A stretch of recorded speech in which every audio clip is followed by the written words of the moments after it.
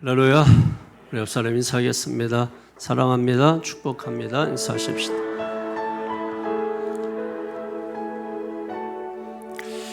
오늘 봉독한 말씀 통해서 주의 날이라는 제목으로 말씀을 증거하겠습니다. 그럼 성경에 보게 되면 구약 성경과 신약 성경에 두 개의 아주 큰 위대한 명령이 나옵니다. 하나는 창세기 1장 28절의 말씀이고, 이걸 우리는 문화명령 또는 창조명령이라고 해요. 그리고 다른 하나는 마태복음 28장 19절 20절에 있는 말씀인데, 이것은 지상 최대 위임 명령이라고 합니다. 창세기 1장 28절 말씀에 보게 되면 하나님이 그들에게 복을 주시며 하나님이 그들에게 이르시되 생육하고 번성하여 땅에 충만하라, 땅을 정복하라, 바다의 물고기와 하늘의 새와 땅에 살아있는 모든 생명들을 다스려라. 이것이 창세기 28장의 창조명령, 문화명령으로서 우리에게 주는 것입니다. 그리고 지상 대명은 마태복음 28장 19절 20절에 그러므로 너희는 가서 모든 민족을 제자로 삼아 아버지와 아들과 성령의 이름으로 세례를 주고 내가 너희에게 분부한 모든 것을 가르쳐 지키게 하라. 보라, 내가 세상 끝날까지 너희와 항상 함께 있으리라 하시니라. 할렐루야. 이 두 가지 명령을 우리에게 주셨습니다.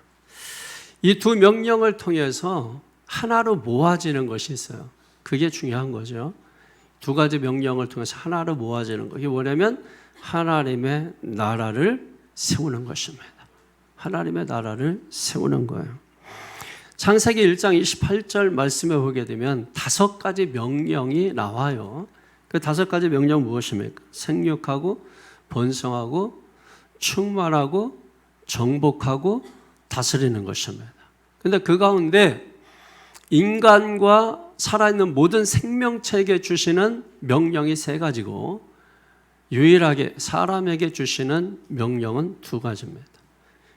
맨 앞에 있는 3가지가 뭐냐면 생육, 번성, 충만하라. 이거는 인간이나 모든 생명체에게 동일하게 주신 명령입니다. 그런데 유일하게 인간에게는 2가지를 더해 주셨는데 그게 바로 땅을 정복하라, 다스려라 라고 하는 이 2가지 명령입니다.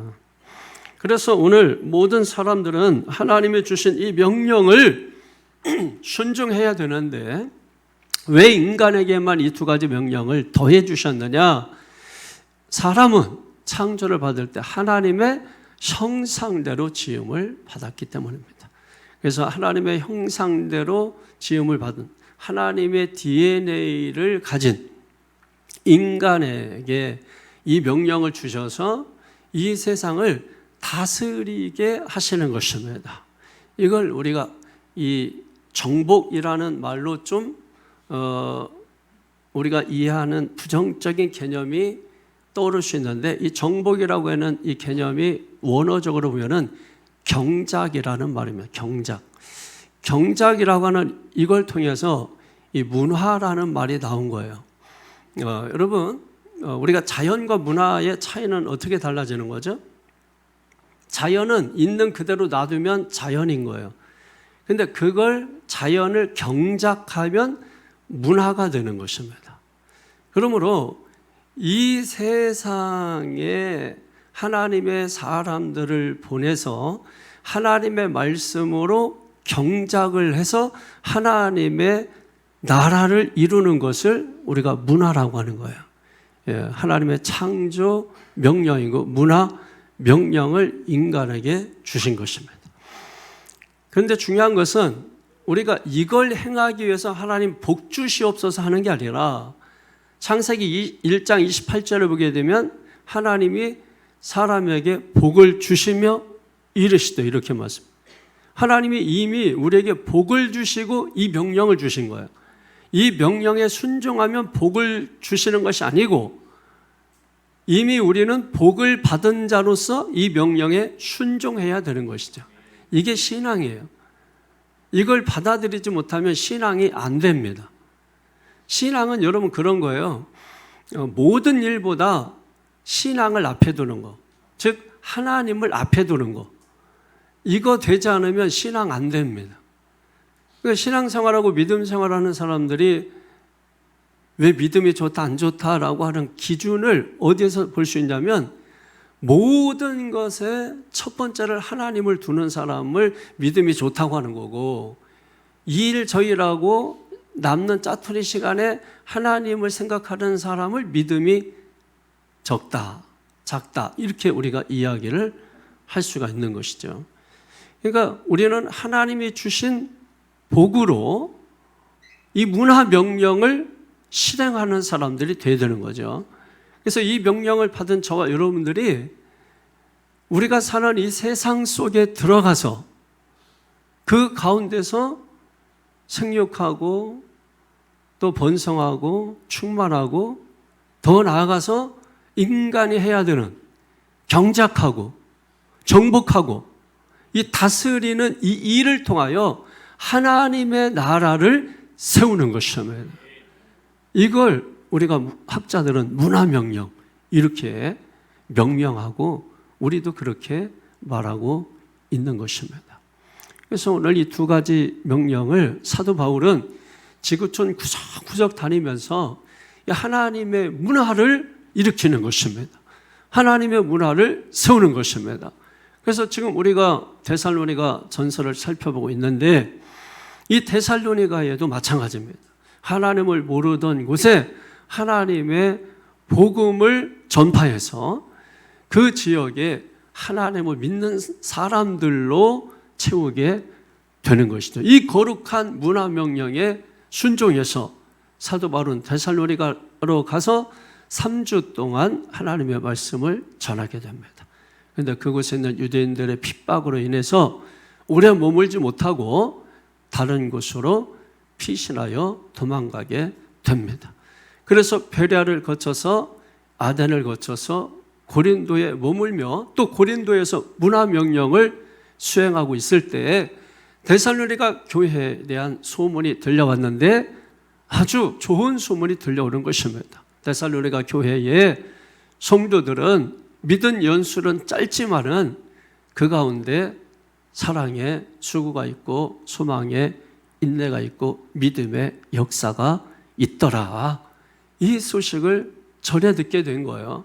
그런데 반면에 그런 좋은 소식을 들어서 기분이 좋은 것도 있겠지만은 반면에 또 좋지 않은 소식을 전해 듣게 된 것입니다.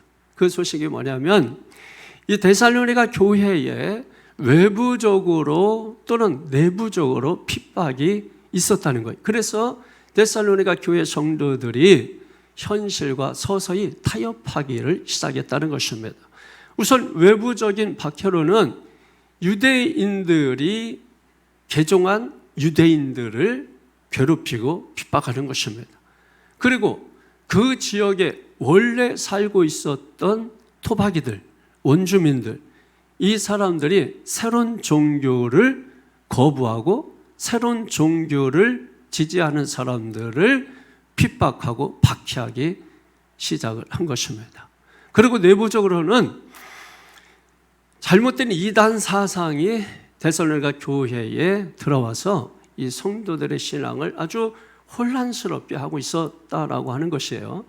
잘못된 어떤 철학 사상이나 이런 것들이 들어와 가지고 특별히 그 가운데 주님의 재림에 대한 이야기들, 이런 것들을 자기식으로 자해석해서 잘못된 교리를 가르치는 자들이 있었다는 거예요.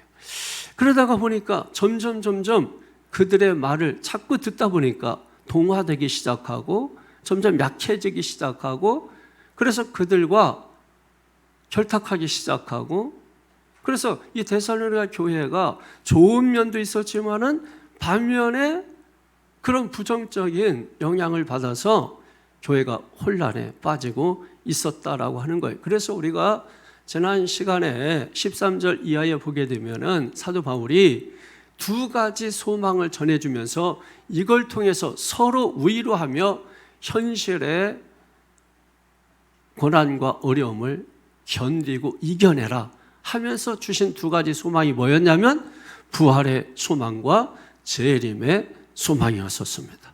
그래서 마지막 18절에 너희가 이 말로 서로 위로하라 이렇게 하면서 4장을 마무리 짓는 것입니다. 그리고 나서 오늘 5장으로 넘어가게 되는 것인데, 이제 5장에 들어가기 전에 이 재림에 대한 이 문제가 데살로니가 교회의 성도들에게는 아주 중요한 문제였었어요. 그리고 초대교회의 제자들에게도 아주 중요한 문제였었습니다. 여러분, 그 시대에는 예수님이 자기들이 살아있는 시대에 재림할 것이다 라고 믿고 있었기 때문인 것이에요. 그러니까 제자들도 성도들도 온통 관심이 어디에 있었겠어요? 오늘 1절에 있는 것처럼 그들의 관심은 때와 시기에 있었어요. 언제 예수님이 오시느냐. 그래서 제자들이 이스라엘을 회복하심이 언제입니까? 라고 물었을 때 예수님께서 사도행전 1장 7절에 보게 되면은 때와 기한은 하나님께 두셨으니 너희가 알 바 아니다 이렇게 말씀을 하셨단 말이에요. 그러니까 여러분, 때와 기한은 아는 것은 중요한 게 아니에요. 오히려 이것을 알려고 하면서 이단들이 나타난 거예요. 오히려 신앙에 혼란을 가지고 오게 된 것입니다. 정말로 중요한 것은 뭐냐면 주님이 언제 오시느냐, 어느 때에 오시느냐가 아니라 주님은 반드시 오신다는 것입니다. 그래서 우리가 이 말세를 오해를 하고 사는 것입니다. 말세, 그러니까 우리가 세상이 끝난다 이렇게 생각을 하는 거예요. 여러분, 말세라고 하는 말과 말세지말이라는 말은 다른 말입니다. 우리가 지금 살고 있는 시대를 우리는 말세라고 해요. 말세. 그러나 아직 말세지말은 아는 것입니다. 그러니까 말세라고 하는 것은 예수님의 초림부터 예수님의 재림의 기간을 말세라고 하는 것이고요. 그리고 말세지말은 우리가 살고 있는 이 세상의 마지막 끄트머리, 그러니까 예수님이 오시는 그 끝을 말세지말이라고 하는 거예요. 그러니까 우리가 지금 말세를 살고 있기 때문에 아직은 말세지말이 아닌 거죠. 그러니까 말세를 살아가는 성도들에게 어떻게 살아야 될 거냐. 그래서 우리가 형제들에게 대하여는 사랑하고 외인에 대하여는 단정히 행하고, 그리고 자기 자신에 대해서는 내일 지구의 종말이 온다 할지라도 한 그루의 사과나무를 심는다는 정신을 가지고 최선을 다하고 하나님께 대해는 부활과 소망의 기대를 가지고 살아가라. 그것이 말세를 사는 성도들의 모습이다 라고 성경은 우리에게 가르쳐주고 있는 것입니다. 그럼에도 불구하고 성경에서는 예수님의 초림에 대해서는 한 300번 정도를 기록한다면 예수님의 재림에 대해서는 1200번 이상을 성경에 기록을 합니다. 신약 성경에서는 한 3권, 4권 정도 빼고는 전부 다 예수님의 재림에 대한 내용을 기록을 하고 있습니다. 그러니까 신구약 합쳐서 여러분 재림에 대한 말이 1200번 이상이 나오니까 뭐 몇 장 넘기면 재림이라는 말 나오고 몇 장 넘기면 재림이라는 말이 나오고 몇 장 넘기면 계속해서 재림 얘기가 나오는 거예요.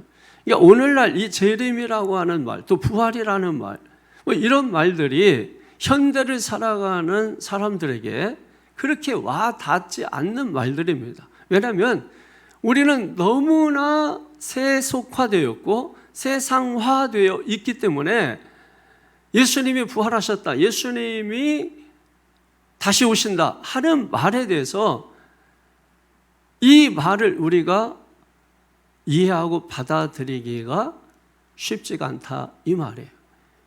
이거에 대해서 부정적인 영향을 끼쳤던 것이 영국의 찰스 다윈이라고 하는 이 사람이 진화론이라고 하는 이 가설을 책으로 대면서, 아마 다윈은 원래 성격이 굉장히 얌전하고 학자적인 그런 조용한 연구파의 사람이었어요.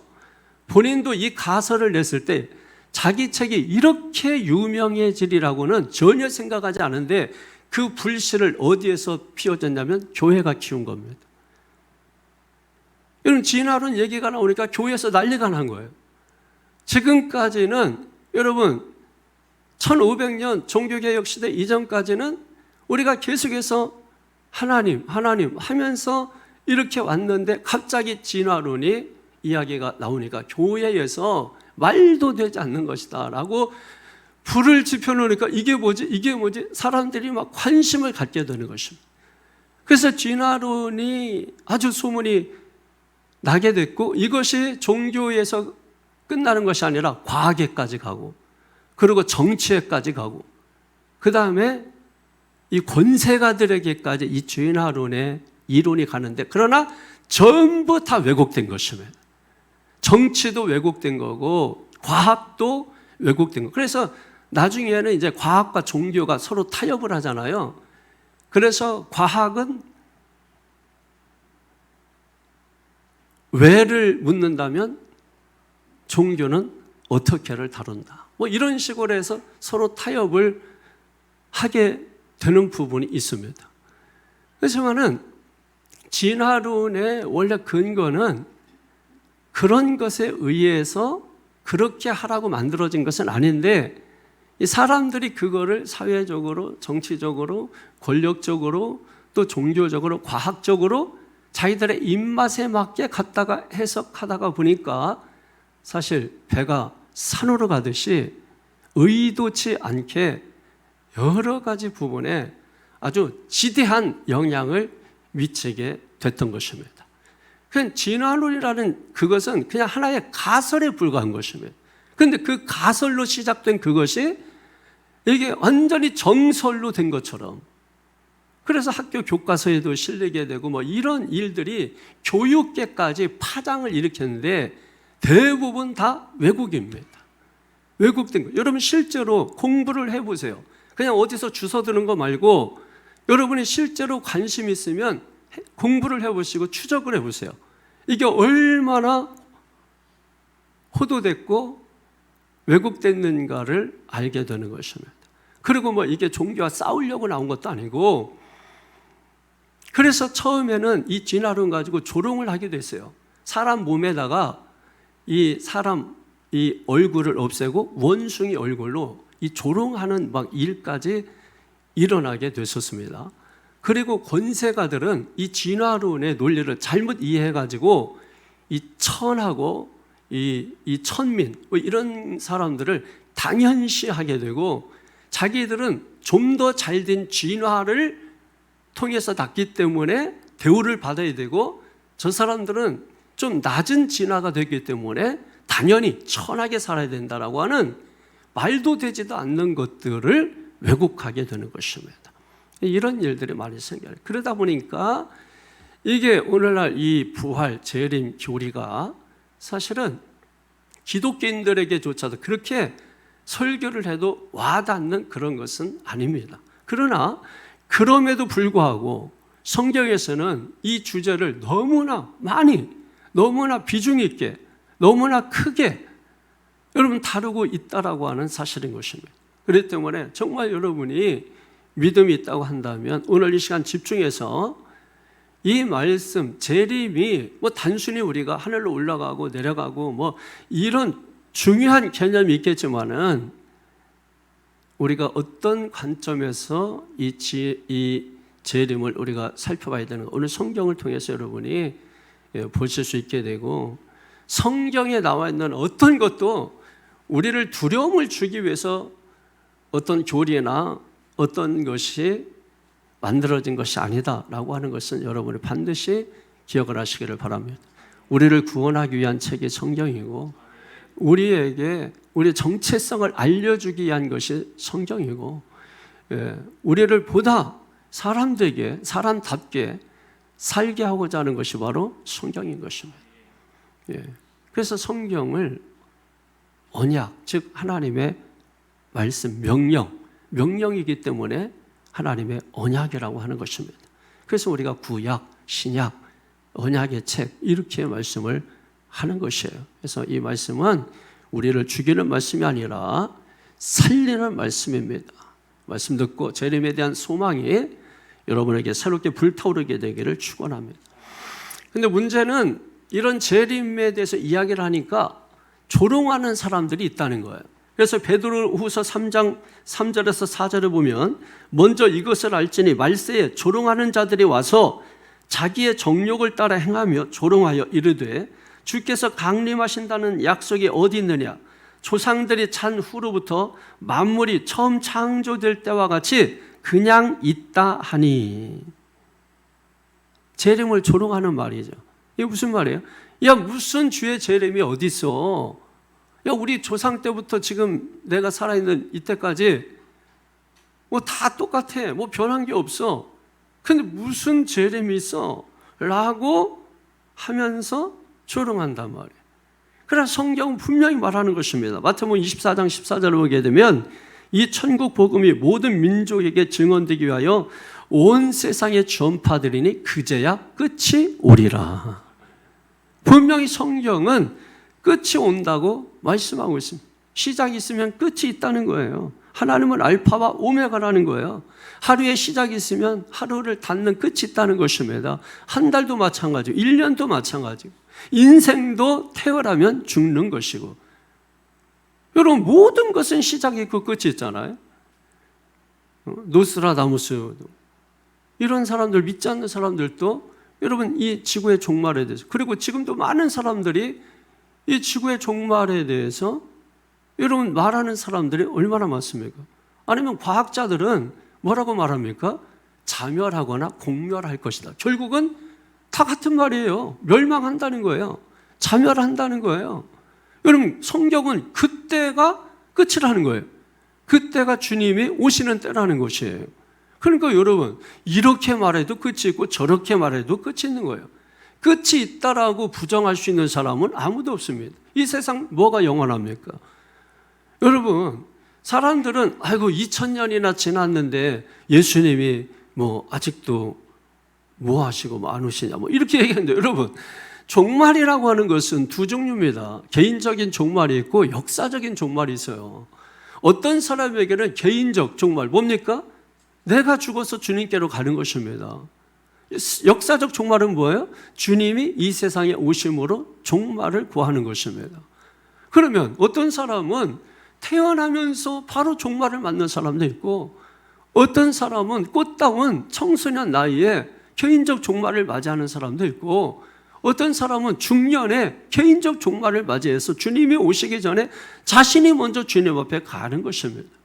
그러니까 우리가 생각하는 것처럼 역사를 펼쳐놔서 2000년이 지난 게 아니에요. 우리는 지금 내 나이가 60이면 60년 지금 밖에 되지 않은 것입니다.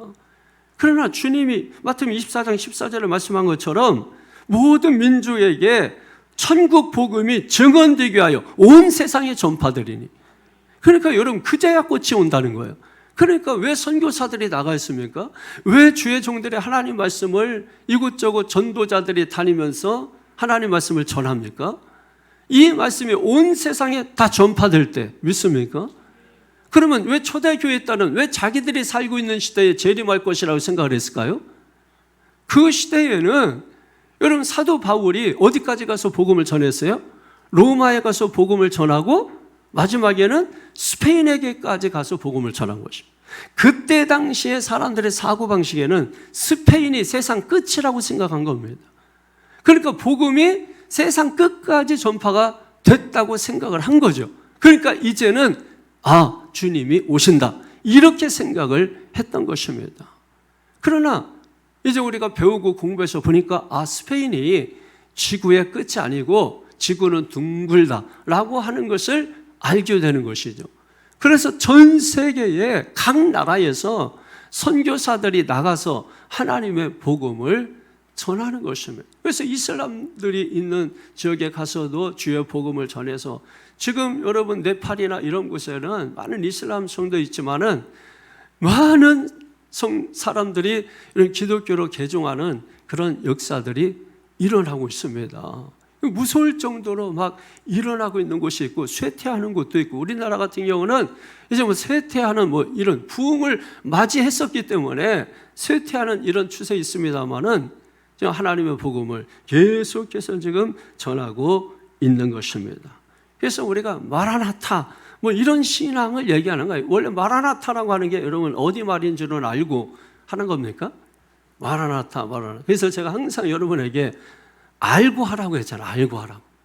그냥 하긴 뭐 하는데 100번 1000번 했는데 그 어디 말인지도 모르고 하면 웃기잖아요. 마라나타라고 하는 말은 원래는 아람어입니다. 아람어. 근데 아람어 발음은 마라나타는 아니죠. 마라나다, 이건 마라나다. 근데 이거를 헬라어 음역으로 번역하면 마라나타가 됩니다. 마라나타. 그래서 영어인데 한국말로 하면은 배터리. 이렇게 되는 거하고 똑같은 거예요. 그러니까 마라나타, 이거는 배터리 하고 있는 것이에요. 원래는 마라나다. 그런데 헬라 음역으로 마라나타. 그럼 그 뜻이 뭐예요? 아멘, 주 예수여 오시옵소서. 아멘, 주 예수여 오시옵소서. 이 아멘, 주 예수여 오시옵소서, 이 마라나타는 초대 교회의 예배 때 굉장히 중요한 신앙의 요소였어요. 여러분, 주님이 금방 오실 것이라고 여겼기 때문에 이 마라나타, 주 예수여 오시옵소서, 아멘, 주 예수여 오시옵소서, 이거는 재림 신앙에 있어서 너무나 중요한 그런 요소였던 것이거든요. 그래서 지금도 우리가 마라나타 신앙을 가지고 우리가 살아있는 이 시대에 주님 오시옵소서, 이 고백을 드리면서 살고 있는 것입니다. 그러면 왜 주님이 오셨는데 또 오십니까?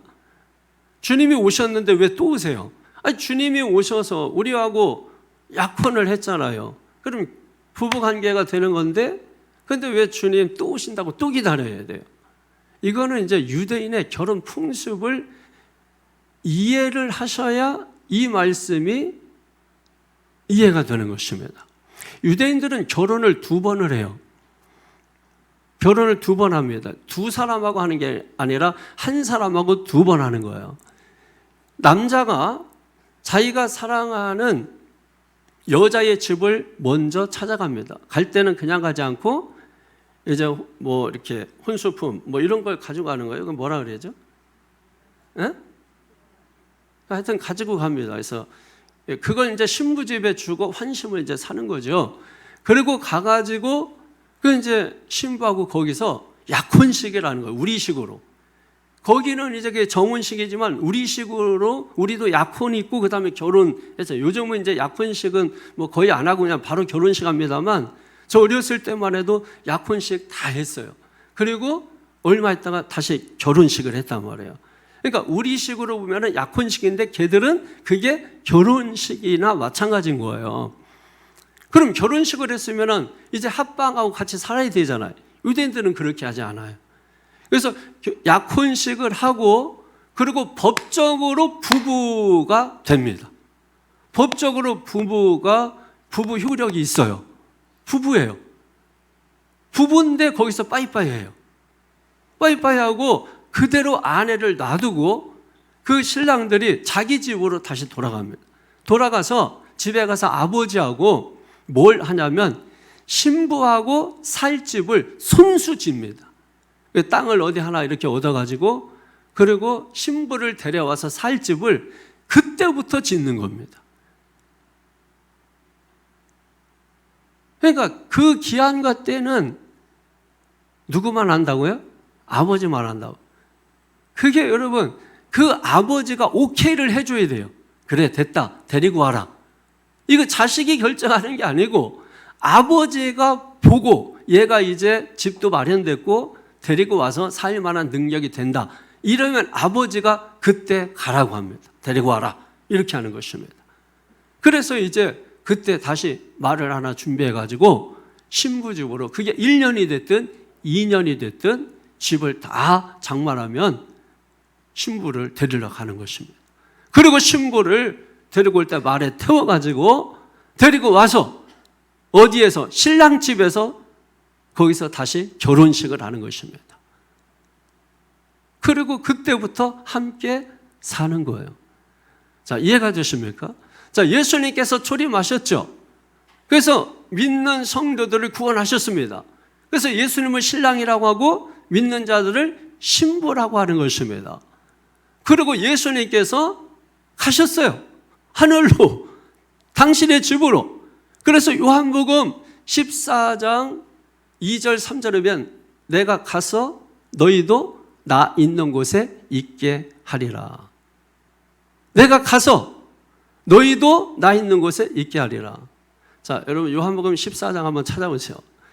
중요한 말씀이니까 2절 3절 한번 보십시오. 1절부터 그냥 볼까요? 1절부터 3절까지.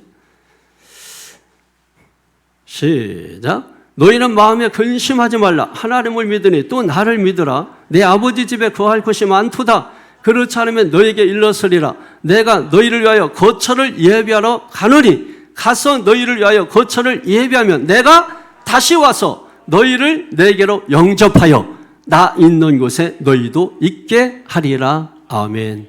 할렐루야.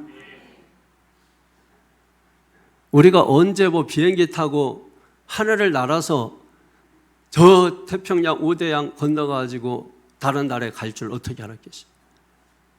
뭘 우리가 미리 알아가지고 여러분 지금은 상식이 된 겁니까?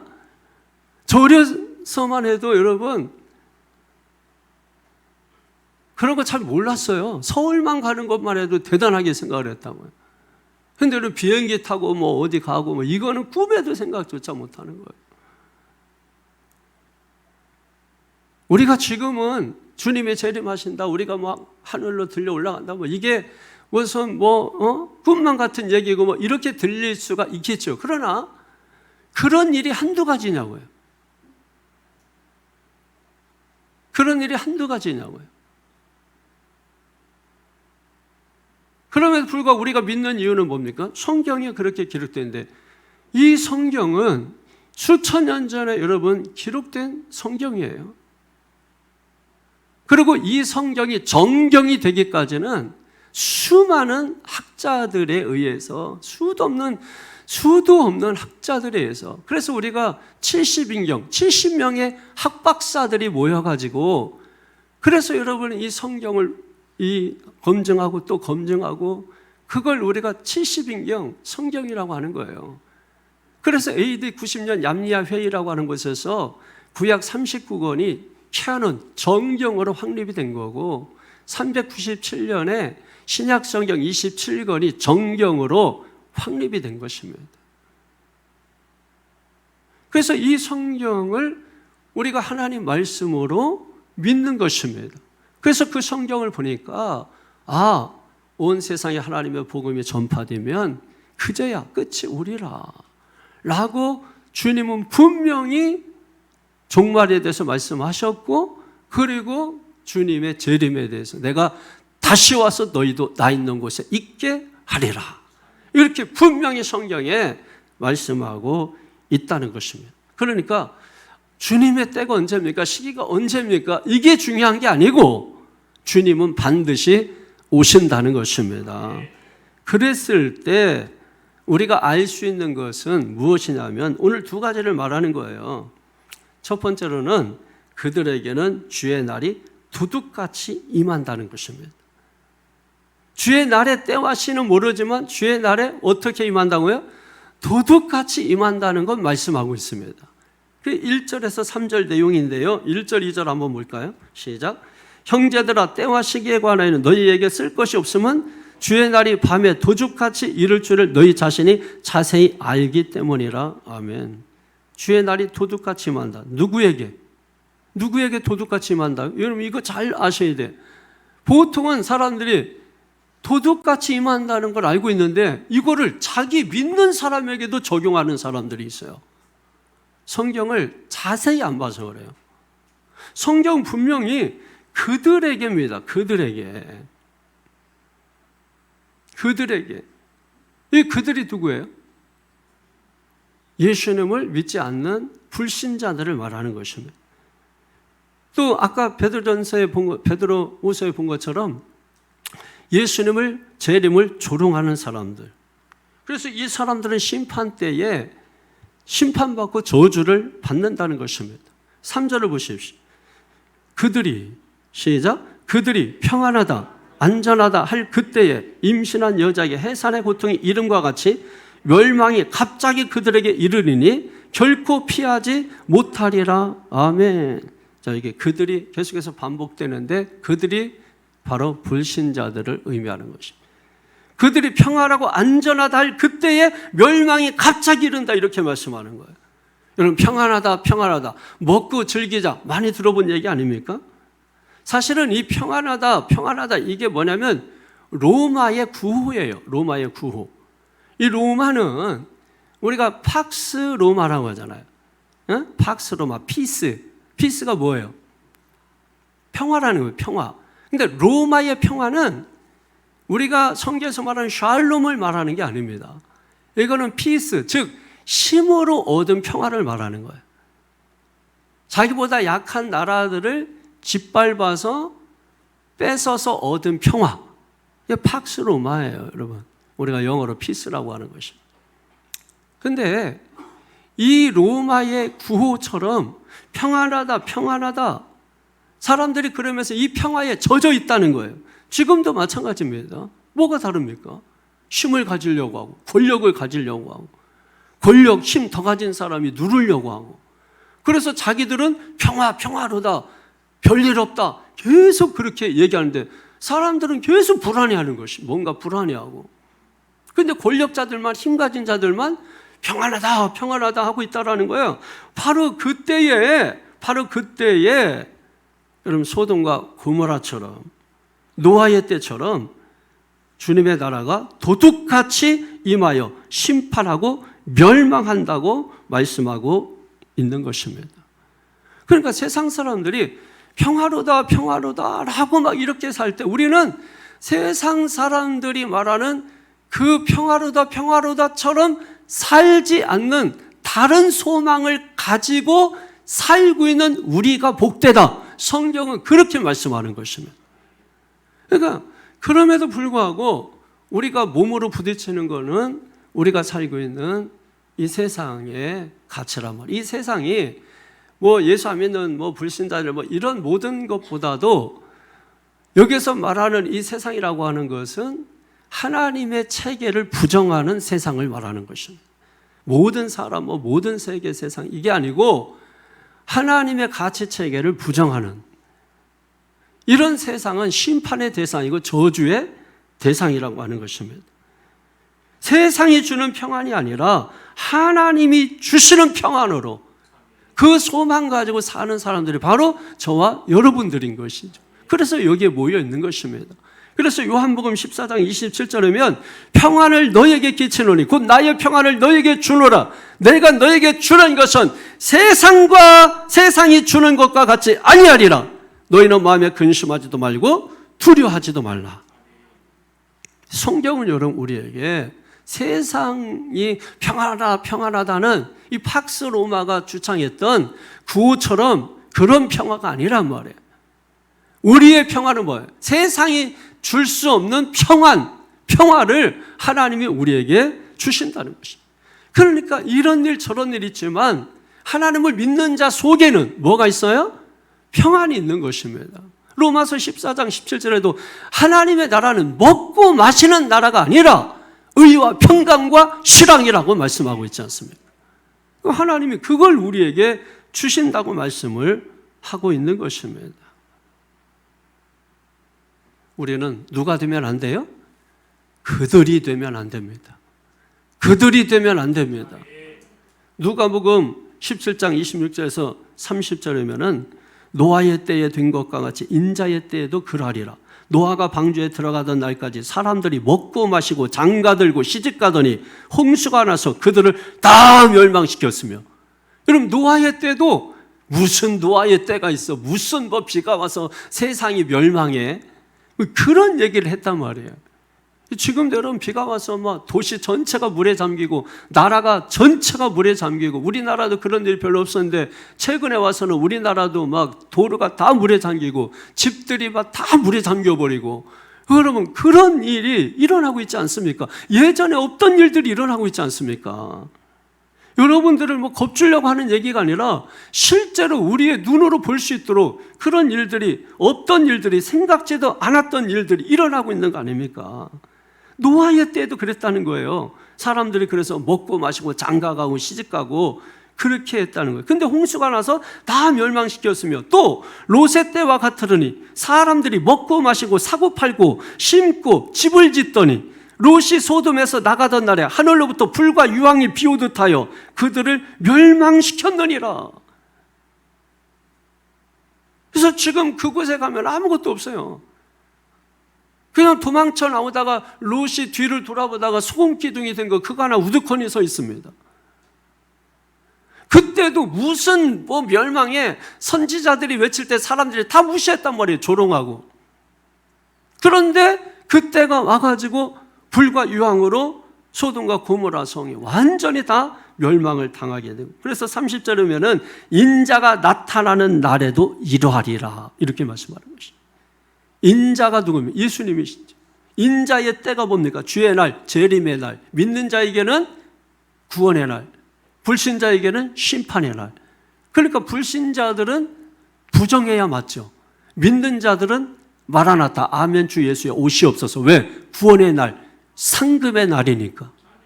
심판의 날인데 부정해야지. 불신자들은 그래서 부정해버리는 겁니다. 그러다가 세상에 취하고 먹고 마시고 노아의 때를 맞이하고 소돔과 고모라의 때를 맞이하게 될 것이라는 것이 제 말이 아니라 성경의 말씀인 것입니다. 그래서 여러분, 우리는 모든 것보다 성경을 앞에 두고 살아야 그게 신앙이 되지. 성경을 뒤에다 놓고 살면 신앙이 됩니까? 그러니까 이것도 아니고 저것도 아니고 밥도 아니고 죽도 아니고 이런 식으로 신앙이 되는 거예요. 그러니까 진짜 신앙생활을 하려면 여러분 성경을 모든 것에 앞에를 두고 시작해야 돼요. 배너라는 영화 만들듯이 성경을 맨 앞에 두고 해보니까 바뀌잖아요. 오히려 더 믿게 되잖아요. 사랑하는 성도 여러분, 주님은 반드시 오신다고 성경은 기록합니다. 그래서 우리에게 주님 오실 때를 준비하라. 내가 주님께로 가든 주님이 나에게 오시든 종말은 반드시 시작이 있으면 끝이 있고 알파와 오메가가 있듯이 모든 것은 다 종말이 있게 마련이다. 출생이 있으면 죽음이 있듯 안 죽으려 해도 죽음이 있다는 것입니다. 이번에 푸틴과 시주석이 이렇게 마이크 끄고서 이렇게 한다고 한 게 마이크가 켜져 있어가지고 그게 다 라이브로 다 방송되는데 우리가 이제 170년 200년 가까이 살 수 있다 이런 얘기를 약을 발명하고 있는 건지 뭔지 그래봤자 그것도 돈 있는 사람들이나 할 거고 우리는 차례도 안 와요. 그러니까 여러분 그래봤자 그거 있어봤자 그게 여러분 결국은 그 100년이 됐든 200년이 됐든 끝이 있는 거는 당연한 거 아닙니까? 그게 수명을 늘리고 할 뿐이에요. 제가 늘 요즘 100세 시대 아니라고. 예? 그러니까 이게 뭔 얘기냐면 영원하다고 생각하지 말라는 거예요. 항상 오늘이 내 인생의 마지막이다. 이게 종말론 사고입니다. 그러니까 예수 믿는 사람들 여러분 그런 의식 가지고 살라는 거예요. 그래야 내가 오늘 최선을 다하고 오늘 열정을 다해서 예배드리고 이 예배도 오늘 내가 드리는 마지막 예배다. 이 마음을 가지고 드려야 내가 온 열정을 다해서 드릴 수 있지 않겠느냐는 것이. 오늘 아니면 내일, 내일 아니면 모레. 이런 식으로 살지 말라는 것입니다. 그런 게 인생을 허비하는 것이라는 것이에요. 오늘이 없는 내일이 어떻게 있습니까? 내일이 있기 위해서 오늘이 있어야죠. 그러려면 오늘 땀 흘려야 됩니다. 내일부터 집 지으리. 여러분 내일부터 하는 것은 없습니다. 내일은 우리 시간이 아니에요. 오늘만 우리 시간입니다. 그 오늘이 선물이고 선물이 오늘이고 믿습니까? 하나님이 주신 최고의 선물은 오늘입니다. 오늘 최선을 다하는 거예요. 열정을 다하여 사는 것입니다. 전도서 7장 2절에 보면은 초상집에 가는 것이 잔치집에 가는 것보다 나으니 모든 사람의 끝이 이와 같이 됨이라. 산자는 이것을 그의 마음에 둘지어다. 여기도 끝이라는 말이 나오네요. 초상집은 삶의 끝, 죽음을 직면하는 장소예요. 그래서 인생의 어떤 무상함, 유한성, 이것을 알게 하는 것이죠. 반면에 잔치집은 삶의 즐거움과 환희를 느낄 수 있는 장소죠. 순간적인 쾌락을 추구하는 그런 곳이 바로 잔치집입니다. 그런데 지혜로운 자는 그 마음이 어디에 있다고요? 초상집에 있다고. 왜? 환숙 어르신을 바라보면서 나도 언젠가는 끝나겠구나. 여러분, 그런 거. 우리가 초상집에 가서 깨닫고 느끼는 거 그거 아닙니까? 나도 언젠가는 저 어른처럼 저 관 속에 눕겠구나. 그러고서 뭐예요? 그래, 내게 주어진 오늘이 최고의 날이다. 내게 주어진 이 시간이 가장 소중한 시간이다. 지금 내가 만나고 있는 이 사람이 가장 귀한 사람이다. 여러분, 이걸 깨닫는 거 아닙니까?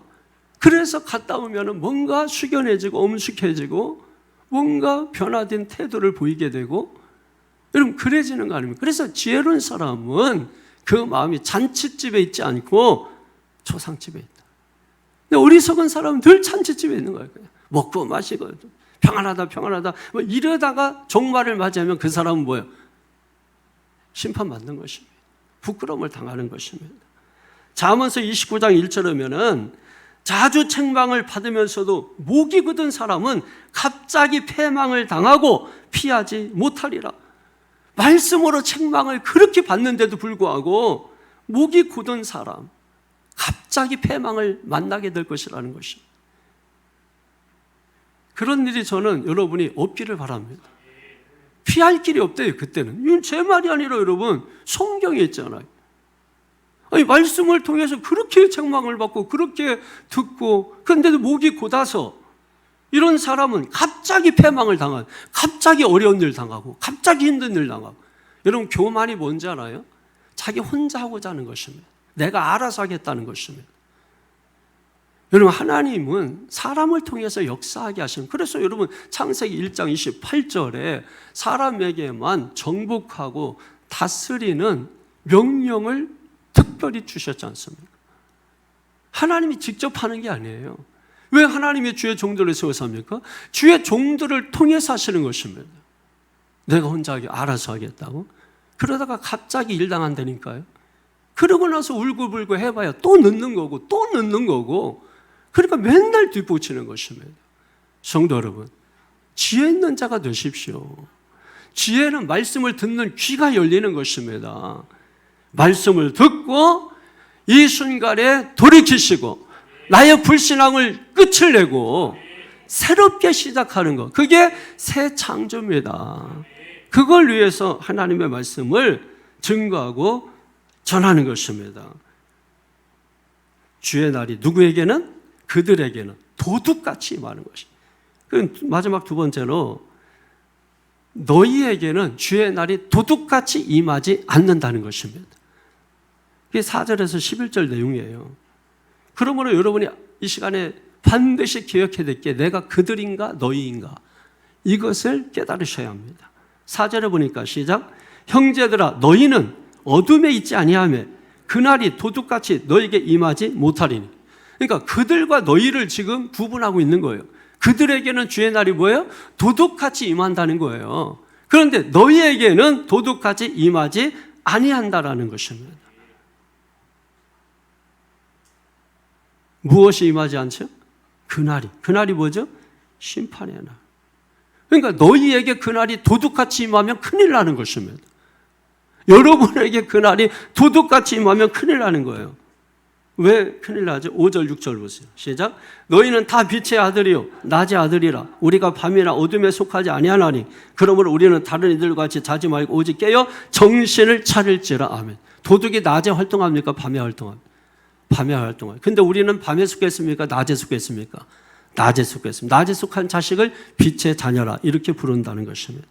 우리는 빛의 자녀입니다. 어둠에 속한 어둠의 자녀가 아니라는 거예요. 로마의 평화에 젖어서 살고 있지 않기 때문에 밤이 아니라 낮에 사는 자들이라는 거예요. 그러므로 우리는 빛의 자녀처럼 깨어서 살아야 된다라고 말씀하는 거예요. 그래서 에베소 5장 8절에도 너희가 전에는 어둠이더니 이제는, 그러니까 전에는 어둠이었다는, 근데 이제는 주 안에서 빛이라, 빛의 자녀들처럼 행하라. 여러분, 빛의 자녀입니까? 어둠의 자녀입니까? 이거 정확히 하셔야 돼요. 빛의 자녀는 어떻게 됩니까? 깨어서 정신을 차리라는 것입니다. 그러면 깨어서 정신을 차리는 게 뭐냐? 기도하는 것입니다. 기도하는 거. 그러니까 기도하는 것은 빛입니다. 따라합니다. 기도는 빛이다. 그러니까 기도하는 사람은 빛 가운데 사는 거고, 기도하지 않는 사람은 뭐예요? 어둠 가운데 사는 것입니다. 그러니까 방향을 잃어버리고 가긴 가는데 어디를 향해서 가는지 모르고 그냥 가는 거예요. 어둠 속에서 방황하는 거 아닙니까? 어둠 속에서는 방향을 잃어버리니까 막 손 벌리고 이렇게 찾고 해도 여러분 제대로 방향을 잡지 못하는 거 아니에요. 근데 빛이 있습니다. 그러면 잃어버렸던 그 방향을 바로 잡게 되는 것이죠. 기도하지 않는 자들 어둠 속에서 헤매고 있는 것 같은 거예요. 골로새서 4장 2절에 보면 기도를 계속하고 기도에 감사함으로 깨어있으라. 깨어있다라고 하는 건 기도하는 것이라는 것입니다. 누가복음 21장 36절에도 이러므로 너희는 장차 올 이 모든 일을 능히 피하고 인자 앞에 서도록 항상 기도하며 깨어있으라 하시니라. 아멘. 그러니까 재림의 날에 우리가 그때와 시가 언제입니까? 1992년 10월 28일 밤 12시 이런 게 아니라 우리가 살고 있는 시대가 말세이기 때문에 우리가 해야 되는 일은 다른 게 아니라 기도하는 것이라는 것입니다. 기도하며 사는 게 깨어있는 것이고 깨어있는 것이 빛의 자녀라고 하는 것입니다. 그런데 왜 엉뚱한 걸 하는? 왜 자꾸 성경에 없는 걸 하려고 하는? 그게 어디에서 나오는 거예요? 그게 이단들이 하는 말입니다. 잘못된 신앙을 가진 사람들이 하는 소리입니다. 왜 그런 소리를 듣고 왜 미혹에 넘어가시냐는 것입니다. 마태복음 26장 40절에 보면 제자들에게 오사 그 자는 것을 보시고 베드로에게 말씀하시되 너희가 나와 함께 1시간도 이렇게 깨어 있을 수 없더냐 이렇게 말씀하셨어요.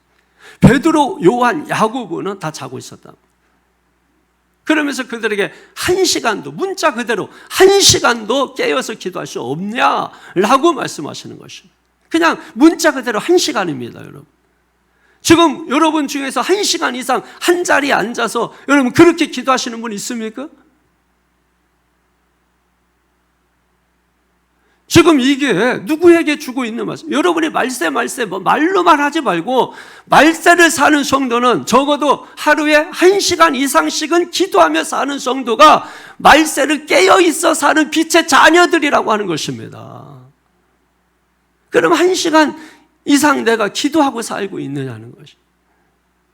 그럼 좋다 이거예요. 많이 봐줘가지고 그러면 1시간 한 번에 못하니까 아침에 15분, 점심 때 15분, 오후 3시에 15분, 저녁 때 15분 나눠서라도 1시간 하시냐는 거예요. 쪼개서라도. 그 15분 하다가 또 나중에 30분 두 번에 하다가 나중에 한 번 하다가 그 하면 이제 2시간도 하고 계속 그렇게도 하는 거겠죠, 여러분.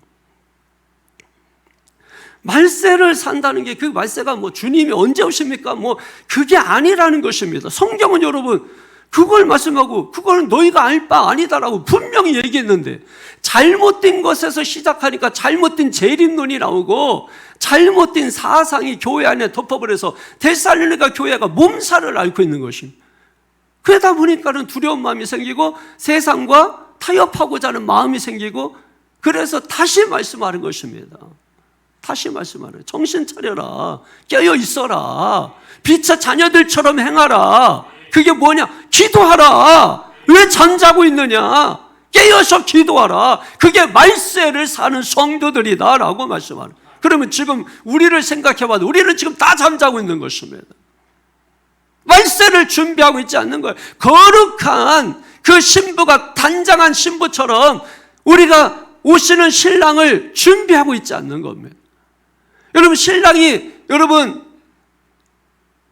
약혼을 하고 정혼을 하고 그리고 다시 집으로 가서 1년이고 2년이고 3년이고 집을 지어서 돌아올 때 신부는 집에서 뭐 합니까? 정결하는 거예요. 신랑이 언제 올지 모른다. 그게 한 달이 될지 1년이 될지 몰라요. 그러나 신부가 믿기는 언젠가는 신랑이 반드시 오는 것입니다. 그렇기 때문에 신부가 하는 일은 뭐냐면 그 이전에 만났던 남자친구 정리하고 이전에 만났던 여자친구 정리하고 그러면 딱 다 불태워버리고 편지도 다 불태우고 여러분 그렇게 하면서 자기를 정결하게 그게 언제 올지 모르지만 늘 화장하고 있고 늘 깨어 있고 그게 뭐냐면 기도하는 것이라는 것이에요. 그러면 신랑이 언제 올지 몰라. 그때는 신랑 아버지만 알아. 때와 기한은 누구에게 뒀다고요? 아버지에게 뒀다고요. 모든 결정권은 아버지에게 있다. 우리는 알 바 아니라고요. 그래서 우리가 해야 되는 뭐냐? 기다리는 신부처럼 단장하고 그게 뭡니까? 기도하는 것이라는 것이에요. 예수님이 말씀하시잖아요. 그럼 얼마나 기도해야 됩니까? 1시간도 기도할 수 없었더냐라고 말씀하고 있지 않습니까? 그런데 다 잠자고 있어요. 그러면 우리가 어둠 속에 헤매고 있는 것 같은 거예요. 성도 여러분, 깨어 기도하시기를 주님의 이름으로 축원합니다. 이게 우리의 능력이에요. 7절 9절 시작. 자는 자들은 밤에 자고 취하는 자들은 밤에 취하되 우리는 낮에 속하였으니 정신을 차리고 믿음과 사랑에 호심경을 붙이고 구원의 소망에 투구를 쓰자. 하나님이 우리를 세우심은 노하심에 이르게 하심이 아니요 오직 우리 주 예수 그리스도로 말미암아 구원을 받게 하심이라. 여러분 많이 듣던 말 같잖아요. 사랑의 호심경, 구원의 소망에 투구. 에베소 6장에 나오는 하나님의 전신갑주 줄여놓은 거예요. 그게 결국은 뭡니까? 영적으로 무장하라는 거죠. 그 영적 무장이 뭡니까? 기도하는 거예요. 그래서 하나님의 전신갑주 끝나고 에베소 6장 18절 말씀에 무시로 성령 안에서 기도하고 기도하라는 것입니다. 기도하라는 것입니다. 그런데도 불구하고 다른 건 다 해도 기도만 하라는 거예요. 그럼 여러분 신부가 화장 안 하고 있는 거하고 똑같은 거예요. 남편이 갑자기 어느 날 밤이고 낮이고 새벽이고 왔는데 침 질질 흘리고 있는 것이. 그럼 왔다가 여러분 신랑이 그냥 돌아가요 여러분. 주님이 안 오시는 게 아니라 왔다가 가셨을 수 있어요. 늘 깨어서 언제 오실지 모르니까 준비하고 있으셔요. 할렐루야. 남편 거 추리닝 입고 파자마 입고 여러분 잊지 말고 남편이 언제 올지 모르니까 단장하고 남편이 오면 왜 그때 지웁니까 여러분? 그런 나쁜 짓은 하지 말라는 거예요. 10절 11절 보세요. 시작.